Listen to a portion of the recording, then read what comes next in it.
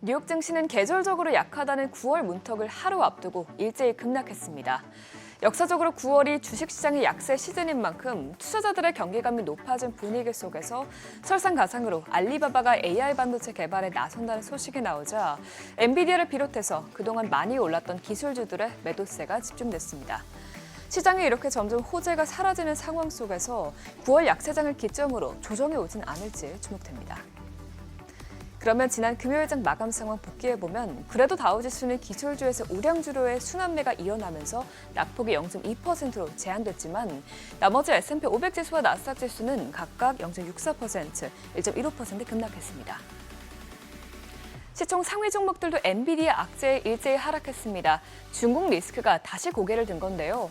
그동안 중국 최대 클라우드 컴퓨팅 기업인 알리바바는 엔비디아의 주요 고객사 중 하나였는데 알리바바에서 엔비디아에 대한 의존도를 줄이기 위해서 차세대 AI 칩을 개발하는 것으로 알려지면서 주가가 3%나 급락했습니다. 이미 중국향 수출 규제로 데이터 센터 사업 실적과 전망이 어두워진 엔비디아로서는 주요 고객사의 이탈 움직임까지 더해지면서 매출 타격이 우려되는 상황입니다. 이 소식이 나온 후에 전반적으로 기술주의 조정이 나왔는데요. 알파벳만 제외하고 마이크로소프트, 애플, 아마존 모두 하락세로 마감했습니다. 시총 6위부터도 보면 메타가 이날 1% 넘게 하락했고요. 엔비디아와 함께 AI칩 선두주자인 브로드컴 역시 3% 넘게 하락했습니다. 또 테슬라 역시 중국의 굴기에 연일 하락하고 있죠. 테슬라 경쟁업체인 중국 비아디가 유럽 시장에서 약진하면서 테슬라의 점유율을 추월했다는 소식에 테슬라 주가는 이날도 3% 이상 내려갔습니다. 그래도 금요일장에서 나온 PCA 데이터는 나쁘게 나오진 않으면서 시장에 더 큰 충격을 주진 않았습니다. 개장 전에는 연준이 선호한 지표인 7월 PCA 지표가 발표됐는데요. 헤드라인 PCA는 전월 대비로 0.2%, 전년 대비로는 2.6% 상승했고요. 근원 물가도 한 달 전보다 0.3%, 1년 전보다는 2.9% 오르면서 모두 컨센서스에 부합했습니다. 뿐만 아니라 소비도 여전히 탄탄하게 이어지고 있는 것으로 보이는데 이 8월 개인 소득은 한 달 만에 0.4% 증가했고 개인 소비는 0.5% 오르면서 모두 예상에 부합했습니다. 또 물가를 고려한 실질 소비 역시 0.3% 오르면서 모두 상승세가 전월보다 가속화됐습니다. 전문가들도 이번 지표를 보고 PC 물가가 높은 수준이긴 하지만 현재로서는 9월 금리 인하 가능성이 여전히 높다고 분석했습니다. 금리 선물 시장에서도 PCE 데이터가 나온 후에 큰 변동이 없었는데요. 현재 9월 인하 베팅은 86%대에서 계속 유지가 되고 있습니다. 다만 미국 소비자들의 자신감을 보여주는 소비자 심리지수는 다시 꺾인 것으로 나타났습니다. 8월 소비자 심리지수는 58.2로 전달보다 3.5포인트나 떨어졌고요. 2주 전에 발표된 잠정치보다도 낮게 나왔습니다.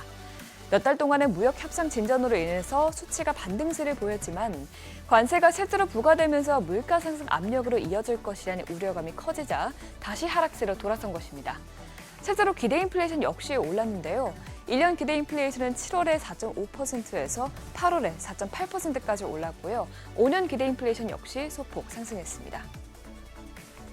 국채금리는 다시 수익률 곡선이 가팔라졌습니다. PCE 지표가 예상에 부합하면서 단기물 금리는 하락했지만 인플레이션에 대한 우려가 계속 지속되면서 중장기물 금리는 상승한 건데요.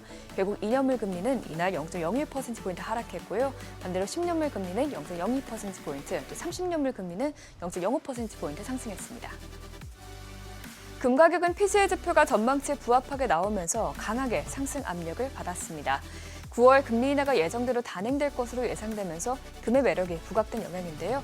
결국 금 선물을 1.2% 오르면서 온스당 3,500달러 위에서 마감됐습니다. 또 국제유가는 미국의 소비 심리 지표 약화에 따른 수요 우려로 3거래일 만에 처음으로 하락했습니다. WTI와 브렌트유는 각각 0.59%, 0.74% 하락 마감했습니다. 마지막으로 그러면 이번 주 일정도 짚어보겠습니다. 이번 주는 어느 때보다 고용 보고서가 중요하죠. 제롬 파월 연준 의장이 최근 부진한 고용 지표를 이유로 금리 인하 가능성을 열어뒀기 때문에 이번 고용 보고서 결과에 따라서 금리 인하의 폭, 더 나아가서 여부가 결정될 수 있기 때문입니다. 현재 컨센서스는 8월 신규 일자리가 약 8만 개 늘어나는 건데요.